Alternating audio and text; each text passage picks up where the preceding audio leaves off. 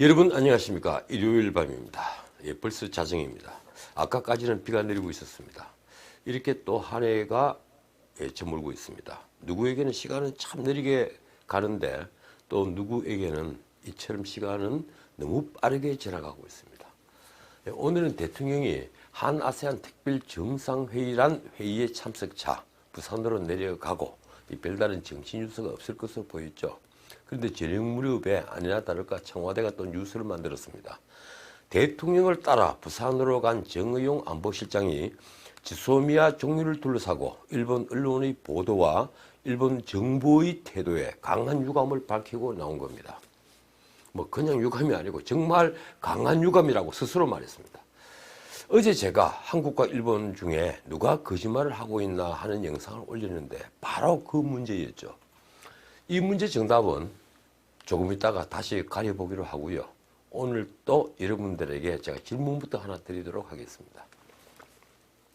편의상 그라고 하겠습니다. 그는 참 쓸쓸히 죽은 통치자의 후광을 받은 사람입니다. 그 후광으로 새 정부를 꿈꾸었지만 실패했죠. 그는 죽은 통치자의 철학에 관한 책도 펴냈습니다. 그러면서 정치에 관여하기 시작했죠.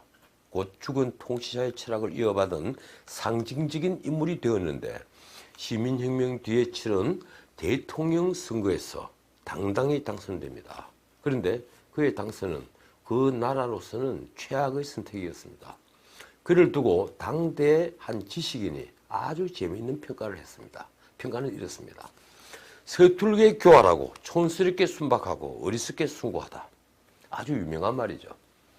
그 지식인은 그 나라 국민이 새 대통령에게 거는 기대를 또 이렇게 평가했습니다. 계산된 미신, 애처로운 소극, 그리고 애처로운 코미디라는 얘기입니다. 어리석은 시대착오, 세계사적인 익살이다. 그러면서 그 지식인은 그를 간단히 한 줄로 묘사합니다. 아주 유명한 말입니다. 그는 판독할 수 없는 상형 문자다. 또 그가 대통령에 당선된 이유를 이렇게 설명합니다. 그의 머리가 워낙 텅 비어서 모든 계급과 모든 유형의 사람들이 그를 자신의 상상대로, 자신의 형상대로 재발명한 까닭에 그는 승리했다. 그는 아무것도 아니라는 바로 그 이유 때문에 모든 것을 의미할 수 있었다. 말하자면 그는 농민에게는 부자들의 적이었고 임금 노동자들에게는 부르주아 공화국의 전복을 상징했고 상층 부르주아들에게는 복고의 희망이기도 했다는 겁니다. 아무것도 아닌 사람이 가장 이 나라에서 의미 있는 역할을 맡았다고도 표현을 했죠. 자, 여러분 그가 누구일까요? 그는 대통령에 당선된 3년 뒤에 쿠데타로 의회를 해산했습니다. 그리고 공화파를 축출한 뒤에 대통령 임기를 10년으로 늘려버렸습니다. 이듬해 새 헌법을 제정하고 쿠데타 기념일에 마침내 황제 자리에 올랐습니다. 이제 이 판독할 수 없는 상형 문자가 누군지 대강은 아셨을 겁니다. 그는 프랑스 최초의 대통령 선거에서 당선되었던 루이 나폴레옹, 즉 나폴레옹 3세입니다. 그리고 그를 혹독하고 냉정하게 평가했던 사람은 당시 영국의 망명 생활을 하면서 자본론이라고 번역되어 있죠. 자본이라는 책을 쓰던 카를 마르크스입니다. 참 재미있죠. 역사는 반복하는 것일까요? 이래서 평전을 잃는 재미는 매우 쏠쏠합니다. 루이 나폴레옹은 나폴레옹 1세의 동생과 나폴레옹 1세의 어부딸이죠. 오르탕스 사이에 태어난 셋째 아들입니다. 그는 나폴레옹 1세의 후광으로 1948년 2월 혁명 뒤에 치른 12월 대선에서 압도적으로 당선됩니다. 75% 지지였죠. 그 뒤에 친위 쿠데타로 이제 황제에 올라서 나폴레옹 3세가 되는데 제2제정시대라고 부릅니다. 이 제국은요, 크림 전쟁에서는 러시아에 승리하고 또 이탈리아 통일전쟁에 관여해서 니스를 빼앗아옵니다. 1861년에 청나라까지 출병하죠. 심지어 그는 멕시코 원정에 나섰고 합스부르크가의 막시밀리안 대공을 멕시코 황제에 앉혔습니다. 황제를 수출했죠. 그는 파리 박람회를 여는 등 나름대로 내치에도 힘을 썼는데 1870년에 프르시아와의 전쟁에서 포로로 잡히면서 영국으로 추방됩니다. 삼촌 나폴레옹 1세에 비해서 모든 면에서 무능했죠. 역사적 평가가 그렇습니다. 그런데 그는 너무 무모한 통치자였다, 이런 평가를 받고 있습니다. 자, 쓸데없이 얘기가 좀 길었습니다. 그는 나폴레옹 3세였습니다. 예, 오늘 뉴스를 보죠. 오늘 저녁 부산에서 정의용 안보실장은 지소미아 합의를 두고 일본 언론의 보도와 일본 정부의 태도에 강한 유감을 표명했습니다. 아주 이례적인 브리핑이었죠. 청와대가 아니고 부산서 한 브리핑입니다. 그만큼 지소미아 종료 잠정 유예 합의는요, 문재인 정부의 체면이 걸린 문제였던 겁니다. 한국과 일본 둘 중에 누가 거짓말을 하고 있나? 이 문제 말입니다. 정의용 실장은 강한 유감 표명 끝에 이런 말도 덧붙였습니다.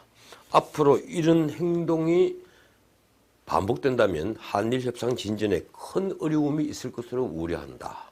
전에도 제가 말씀드렸지만 외교관 출신이어서 그런지 말을 참 어렵게 합니다.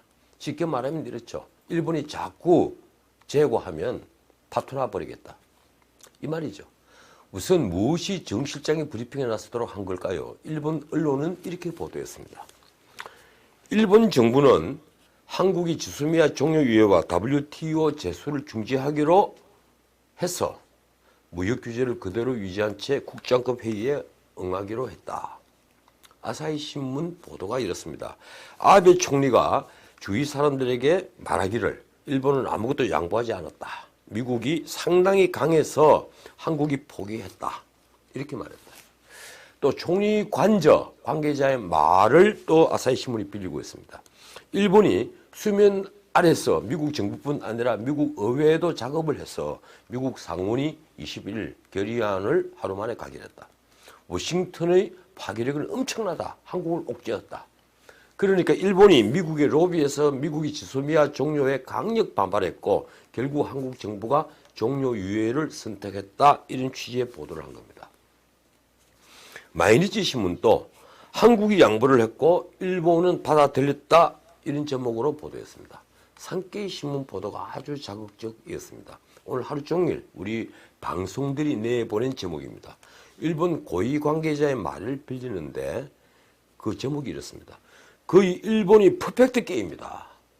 이 퍼펙트 게임이란 모밀 어린 말은 우리 정부를 자극했습니다. 이 고위 관계자는요, 또 수출 관리 협의에는 응하겠지만 일절 타협하지 않을 것이라고도 했다는 거죠. 요미우리 신문은 무토 마사토시 전 주한 대사의 말을 빌렸습니다. 이렇게 보도했습니다. 문재인 정권이 지소미아 종료를 피한 건 일본의 의연한 태도 앞에 종래의 주장이 통하지 않았기 때문이다. 강경한 대한국 정책이 효과를 보았다. 한일 관계에서 한국이 굽힌 것은 거의 없어서 좋은 전례가 될 것이다. 심지어 무토는 이런 말도 했습니다. 이번 소동으로 한국은 미국과의 준비 협상에서 미국의 요구가 심해지는 것을 피할 수 없게 될 것이다. 실제 일본 정부는요, 자신들의 외교 성과라며 선전에 나섰습니다. 아베 신조는 측근들에게 일본은 아무것도 양보하지 않았다고 말을 한 건 거의 확실해 보이고, 모테기 도시미서 외무상은 어제 강경화 장관을 만나서 강제징용에 대한 자국의 입장을 밝혔다고 또 강조를 했습니다. 언론에 그렇게 얘기했죠. 자, 이처럼 일본이 한국에 완성했다, 퍼펙트 게임이다, 이런 보도가 계속되자 정의용 실장이 나선 것입니다. 아마 문 대통령이 좀 화를 내시지 않았나, 저는 이렇게 생각합니다. 정 실장은 한국 정부가 일본과 미국의 압박에 굴복했고, 그리고 일본이 외교적으로 승리한 퍼펙트 게임이라는 주장은 견강부회다. 이 우리가 볼 때는 오히려 우리가 지소미아에 대한 어려운 결정을 하고 난 다음 일본이 우리 측에 접근해 오면서 협상이 시작됐다. 그런 말 끝에 내린 정의용 실장의 결론이 이렇습니다. 큰 틀에서 보면 문 대통령의 원칙과 포용 외교가 판정성한 것으로 평가한다. 그러고 보니 참 문재인 정부 사람들은요, 포용이라는 단어를 정말 좋아하는 것 같습니다. 포용 경제, 포용 성장, 포용 외교. 그렇죠. 그게 자체 포옹이 되면 안 될 텐데 말입니다. 자, 그런데 놀랍게도 오늘 정의용 실장은 실명 보도를 요청했습니다. 자기 이름을 그대로 써달라.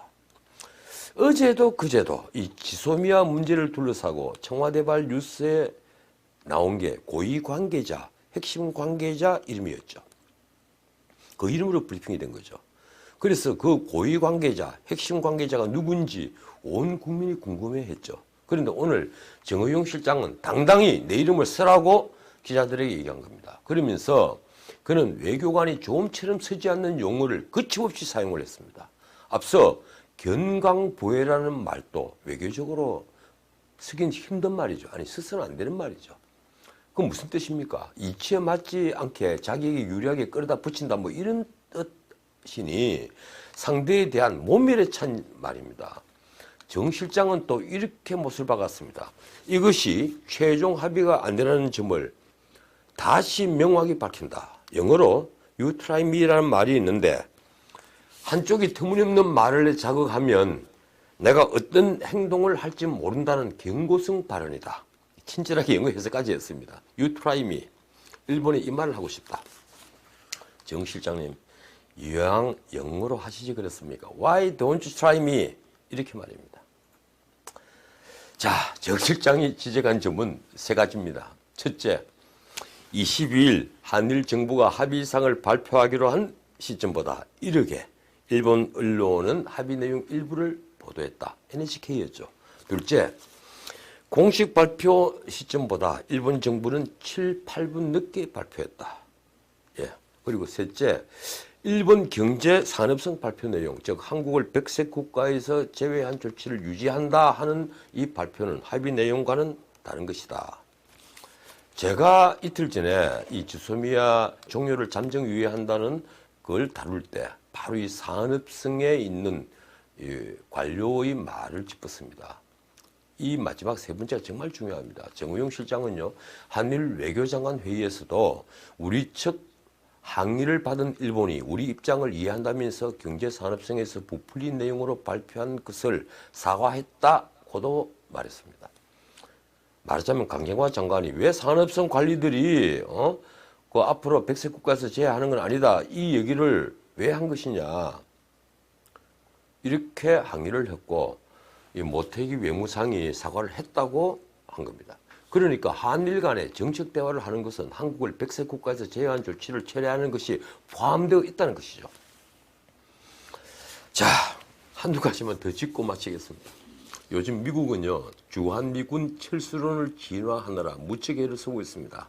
얼마 전에 한미군사위원회 MCM이죠. 여기에 참석하러 한국에 왔던 필립 데이비슨 태평양 인도 사령관이 오늘 한마디를 했습니다.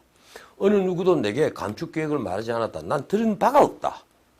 같은 사승 장군이 지휘관이죠. 이 주한미군 사령관은 똑같이 사승 장군입니다. 에이브럼스죠. 그런데 이 주한미군은 이 태평양 인도 사령부에 속해 있습니다. 차상위 지휘관이죠.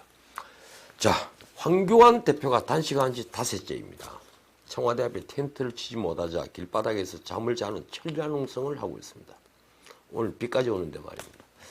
오늘 오후 3시에 농성장 옆에서 비상의원총회가 열렸다고 하는군요. 그는 걸어서 나가 애국가를 따라 불렀다고 합니다.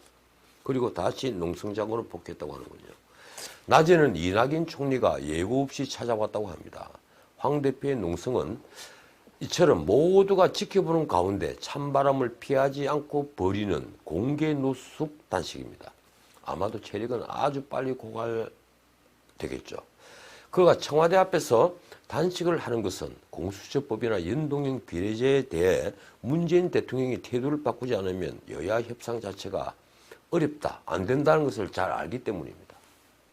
그런데도 지금 여당은요, 빨리 황 대표가 그리고 야당이 국회에 복귀해서 우리 연동형 비례제 그리고 공수처법을 논의합시다 이렇게 권유하고 있습니다. 한마디 하죠. 전에 했던 그런 것들이 그게 논의였습니까? 그냥 밀어붙이기지. 자, 부산에서 열리는 한 아세안 특별 정상회의가 내일 시작됩니다. 그런데 이 회의에서 무엇을 논의할지가 무척 궁금해집니다. 언론은 이런저런 보도를 하고 있는데 말입니다. 뭐 FTA 얘기도 나오고요. 예. 그런데 뉴스를 보면 아세안 대우를 앞으로 4강으로 격상시키겠다고 했더군요. 글쎄요, 4강 대우 그게 어디 인위적으로 하는 건가요? 제1차 회의라는 신설 한메콩 회의는 더욱 그렇습니다. 뭐 캄보디아 총리는 지금 장모가 위독해서 오지도 못했죠. 어떻든 이번 부산 이 정상회의에, 특별 정상회의에 기업인도 연예인들도 전부 다 집결해두군요. 기업인은 막 그렇다 치겠습니다. 그런데 연예인들 공연은 저는 정말 이해하지 못합니다. 언제 다른 나라에서 열리는 다국 정상회의에서 연예인들을 집결시킨 적이 있는지 잘 모르겠군요. 설마 국제적인 축제를 벌이는 건 아니겠죠. 뭐 박근혜 전 대통령 때 창조경제를 계속 한다면 또 모르겠습니다만, 예, 정상회담과 연예인 공연은 어째 좀 그렇습니다. 자, 하나만 더 볼까요? 일본을 방문 중인 프란치스코 교황은 오늘 나가사키를 찾았죠. 그래서 핵무기 폐기에 모든 국가, 모든 사람이 참여해야 한다고 말했습니다. 이 뉴스가 제가 신경 쓰는 것은요, 여러 경로로 확인된 어제 뉴스 때문이었습니다. 즉 우리 정부가 교황이 판문점에 와서 남북 정상과 만나기를 간절히 요청했음에도 사실상 거절했다는 뉴스입니다. 아마도 교황의 행보가 정치적으로 이용되는 게 싫었던 모양입니다.